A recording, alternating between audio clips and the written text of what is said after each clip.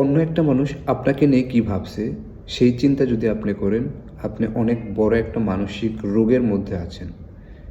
আপনি যে কোনো একটা কাজ শুরু করবেন, ধরেন আপনি জিম শুরু করবেন।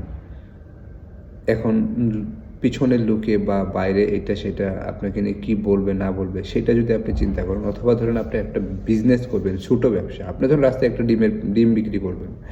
এখন যদি আপনি চিন্তা করেন যে আমার ফ্যামিলি কী বলবে, রাস্তার লোকজন বা আমার বন্ধুবান্ধব এটা সেটা তারা কী মনে করবে যে আমি এরকম একটা শিক্ষিত ছেলে, আমি কেন ডিম বিক্রি করবো, এটা সেটা এই ধরনের যদি চিন্তাভাবনা থাকে, তাহলে আপনি অনেকটাই জীবন থেকে পিছিয়ে যাবেন।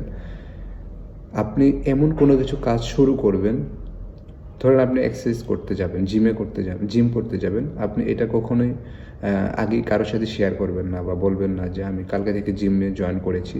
আপনি যখন জিম করবেন, আপনি 1 দিন 2 দিন 1 সপ্তাহে কিন্তু আপনার সালমান খানের মতো বডি হবে না, এবং মাসেল হবে না, বা পেট বড় থাকলে পেট কমে যাবে এমন না।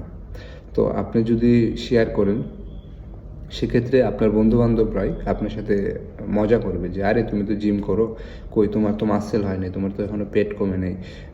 তো এই জন্যই হচ্ছে আপনি যখনই এই ধরনের কাজ করবেন একদম সাইলেন্টলি করবেন।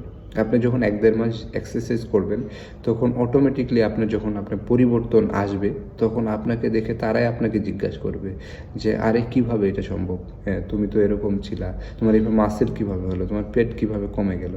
এই যে এগুলো হচ্ছে, তবুও যারা হচ্ছে আপনার একদম নিজস্ব ঘনিষ্ঠ, আপনার বন্ধুবান্ধব বা ফ্যামিলির কেউ, তাদের সাথে আপনি শেয়ার করবেন। সোশ্যাল মিডিয়ার বন্ধুবান্ধব বা যাদের সাথে কখনো দেখা হয় না, তাদের সাথেও এই ধরনের শেয়ার করার দরকার নেই।